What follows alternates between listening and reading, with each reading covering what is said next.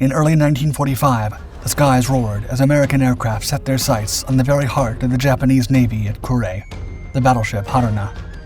But the base was not unguarded. Flying high and fierce, the Japanese fighter instructors took to the skies in their Kawanishi N1K-J Shiden, or as some whispered in awe, the George fighters. Leading them was the mastermind behind the infamous attack on Pearl Harbor, Minoru Genda. As the swift Japanese warbirds zoomed and danced, they proved superior in many ways to the revered American F6F Hellcat. The Japanese fighters knocked several American adversaries from the heavens, shielding their homeland from the impending onslaught. Haruna, amidst this chaos, felt the sting of a single bomb on her starboard side, but she stood resilient. Yet, the U.S. Navy's Task Force 38, hungry for victory, planned the ultimate blow for that summer. A brutal series of aerial assaults to annihilate the last remnants of the once mighty Japanese Navy. As the great naval powers of the world flexed their maritime muscles, Japan felt the pressing need to match pace. HMS Invincible, commissioned in 1908, sent ripples through naval circles, urging the Japanese Empire to take swift action. In 1910, they passed the Japanese Emergency Naval Expansion Bill, marking the genesis of a magnificent class of battlecruisers. These weren't just any battlecruisers. Designed by the British naval engineer George Thurston, they were Japan's answer to the dominating naval forces of the world. Though they were the brainchild of a British engineer, these ships had a touch that was unmistakably Japanese. They were constructed to parallel the prowess of the British HMS Erin, a battleship that had initially been intended for the Turks. What set the Congo-class battlecruisers apart was their tremendous armor and armament. Accounting for a staggering 23.3% of their weight, it dwarfed anything the Japanese had ever put to sea. And among them was born the fourth and final gem of the Congo-class crown. In the bustling shipyards of Kobe, a city with a rich maritime heritage nestled along Japan's southern shores, a warship took form in 1912. Her name was Haruna, a name that echoed the majesty of Mount Haruna. On March 16, 1912, her keel was set down at the Kawasaki shipyard, and it was a landmark moment. Almost every piece that went into shaping Haruna was made in Japan, a testament to the nation's growing industrial capability. With design blueprints hailing from the British naval architect George Thurston, Haruna was destined to be special. She was the last of her siblings, the mighty Congo-class battlecruisers, vessels among the world's most well-armed. Built for dominance, she bore an impressive main battery. 8 14-inch heavy-caliber main guns adorned her deck, organized with precision in 4 twin turrets, 2 at the bow and 2 at the stern. These turrets, echoing British 15-inch designs, were enhanced by the Japanese for safety and efficiency. When it came to firepower, each of Haruna's main guns could launch a high-explosive or armor-piercing shell to a staggering distance of over 38,000 yards at 2 rounds a minute. Uniquely, Haruna and her sister ships were the first to have 14-inch guns, emphasizing Japan's intent to surpass naval rivals. In the chaos of the Pacific War, Haruna adopted black dye for her armor-piercing shells to differentiate them from the rest of the Congo-class battleships. Besides her main arsenal, Haruna's secondary armament initially included 16 6-inch guns, 8 3-inch guns, and torpedo tubes. However, over time, these 3-inch guns were replaced by more versatile 5-inch dual-purpose guns, capable of firing 14 rounds a minute. Due to the scarcity of slipways, Haruna, along with her sister ship Kure, gained the distinction of being the first 2 capital ships of the Japanese Navy to be berthed in private shipyards. A little over a year after her keel was laid, on December 14, 1913, Haruna was launched.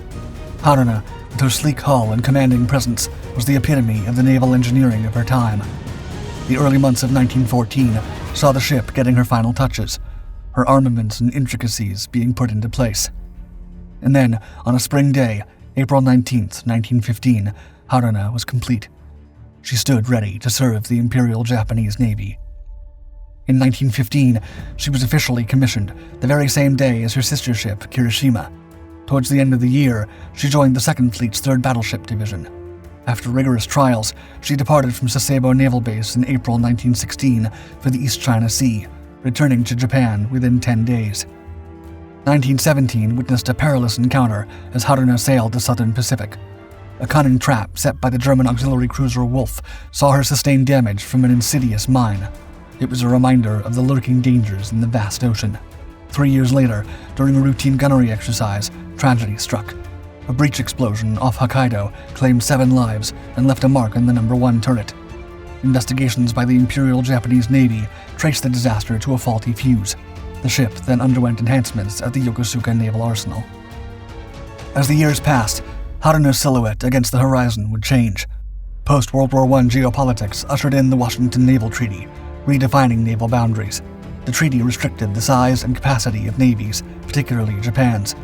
As its terms took root, few stalwarts like the Ise-class battleships, the Kongo-class battlecruisers, and the Fuso-class battleship Yamashiro remained afloat, standing as testaments to a bygone era.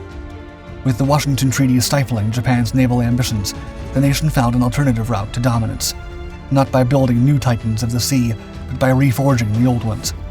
Not once, but twice, she underwent massive reconstructions. The first, in 1926, transformed her into a battleship, enhancing her armor, power, and speed. Haruna was reborn. Over 2 years, the ship underwent significant modifications. Its armor, particularly around the ammunition magazines, was bolstered. The machinery spaces were expanded, and the ship's profile was altered with the addition of anti-torpedo bulges by its waterline, a move allowed by the Washington Treaty. She emerged with a sleeker design, flaunting only 2 smokestacks and a revamped forward superstructure. In a significant engineering feat, all 36 Yarrow boilers were replaced with 16 of the latest models. Haruna's propulsion also received an upgrade with the installation of newer turbines. Visually, the ship changed with the removal of its forward funnel, while the second funnel grew in size. But there was a twist. The modifications added significant weight to the Haruna, taking its armor from 6,502 to 10,313 long tons, directly challenging the terms of the Washington Treaty. By July 1928, this refashioned vessel, now reaching speeds of 29 knots, rejoined the naval ranks as a battleship. Soon after, she was designated the Emperor's Special Ship and became part of the 4th Battleship Division. Soon, international politics would challenge Japan's naval aspirations. The 1930 London Naval Treaty introduced more restrictions. Despite these challenges, by 1931, Haruna's renovations were officially completed. But as the ship's journey continued, Japan's geopolitical ambitions grew bolder. 1931 saw Japan's invasion of Manchuria, a move that sparked international backlash. By 1933, after being criticized by the League of Nations, Japan decided to pull out from the League, and consequently from the naval treaties that had restrained its maritime growth. The die was cast. Japan's naval ambitions were set on a new, unrestricted path. A second overhaul in 1933-34 at Kure dockyard elevated her to a modern marvel. Haruna received yet another makeover. Her superstructure was rebuilt, her speed amped up, and she got equipped with launch catapults to hurl float planes into the skies, a grand displacement of over 32,000 tons, and an appearance to match the contemporary naval aesthetics. The modifications boosted her speed to an impressive 30 knots. Though she bore lighter armor and weapons, Haruna still packed a punch. Evolving with the times, Haruna now held the title of a fast battleship, agile enough to accompany Japan's burgeoning carrier fleet in their expansion across the Pacific. By 1937, tensions between China and Japan erupted. Japan officially declared war on July 7th, ushering in the tumultuous Sino-Japanese War. As political tides shifted, Haruna found herself amid the Second Sino-Japanese War, transporting troops of the Imperial Japanese Army to the vast expanses of mainland China. But as 1941 loomed, she was repositioned to the 3rd Battleship Division.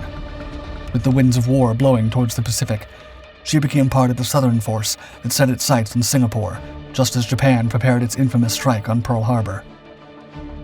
World War II saw Haruna at the forefront of many pivotal battles. From covering the invasion of Malaya in December 1941 to her endeavors in the conquest of the Dutch East Indies and the Indian Ocean Raid in 1942, she was a constant thorn in the Allies' side. Fate, however, had a twist in store during the Battle of Midway in June. A bomb narrowly missed her stern, resulting in light damage. The Guadalcanal campaign brought another fierce challenge. Alongside her sister ship, Congo, in October 1942, they unleashed fury upon Henderson Field, the U.S. stronghold in Guadalcanal.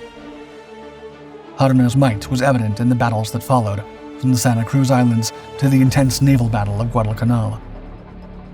1943 and early 1944 saw a lull in her combat engagements, but by mid-June 1944, battle beckoned once more. In March 1944, Haruna and the 3rd Battleship Division moved to Linga for rigorous training. By mid-May, they joined forces with Admiral Ozawa's mobile fleet and Vice Admiral Takeo Kurita's mighty Force C in Tawi-Tawi. This coalition soon set sail for the Mariana Islands, where during the Battle of the Philippine Sea, Haruna faced the wrath of U.S. carrier aircraft. Struck by 2 500-pound bombs, Haruna limped back to Kure for critical repairs. October 1944 was a pivotal month. Haruna joined Operation Show 1, Japan's counteroffensive during the monumental Battle of Leyte Gulf. During the largest naval engagement in history, Haruna was in the thick of action. In the Battle of the Sibuyan Sea, she weathered assaults from American carrier aircraft. But it was during the Battle of Samar that Haruna truly showcased her might, confronting the U.S. 7th Fleet's Taffy 3. Though her heavy shells threatened American escort carriers, a spirited American defense forced Admiral Kurita to retreat. After Leyte, misfortune struck Haruna, grounding her on a coral reef near Linga. Repairs were immediate, but her journey back to Japan was perilous. Facing threats from American submarines, including an encounter where USS Sea Devil, Place, and Redfish ravaged her accompanying ships, Haruna miraculously remained untouched. By year's end, she anchored in Kure for extensive repairs. Standing tall, while 4 of her battleship contemporaries met their demise. The U.S. Navy and Army Air Corps eyed her keenly as a war target and a symbol. On the first day of 1945, Haruna lay at Kure, moving in and out of active duty. Soon after, she'd bear the scars of air raids. Vice Admiral Mitchell's task force would unleash over 240 aircraft on the Japanese fleet, including Haruna. Yet, the defending 343rd NAG fighters, reminiscent of Pearl Harbor's infamy, took to the skies, valiantly claiming 52 aircraft while losing 16 of their own. Amidst this aerial ballet, Haruna was struck only once. By the summer, Haruna stood as an emblem of the fading might of the Japanese Imperial Navy. One of the last 2 Imperial sentinels on water, she was anchored in the harbor off the Edajima Bight, near Hiroshima and Kure. June brought an ominous presage as the 20th Air Force rained down on the Kure Naval Arsenal. Bomb after bomb would miss their mark, but not all. One struck Haruna's quarterdeck, a mere prelude to the storm that July would bring. On July 24th, the skies darkened as Admiral John S. McCain's Task Force 38 swooped down, marking the final major action of the 343rd NAG. Haruna, still showing resilience, was hit lightly. By the 28th, the fateful day had arrived. Haruna faced an onslaught from dawn to dusk. Wave after wave, bomb after bomb, the might of Task Force 38 ran down on her. B-24 bombers like the Lonesome Lady and Taloa braved anti-aircraft fire, some flying into battle, never to return. A photograph from an aircraft captured Haruna's last stand. The final attack at 4:15 p.m. would seal her fate, causing her to list and finally submerge into the shallow waters beside a pier. 65 brave souls would join her in eternal rest. By November, she would be struck from the Navy list, and by 1948, she'd been salvaged and broken up. But the legend of the Haruna and her final stand would symbolize the glory days of the Nippon Empire and its fall.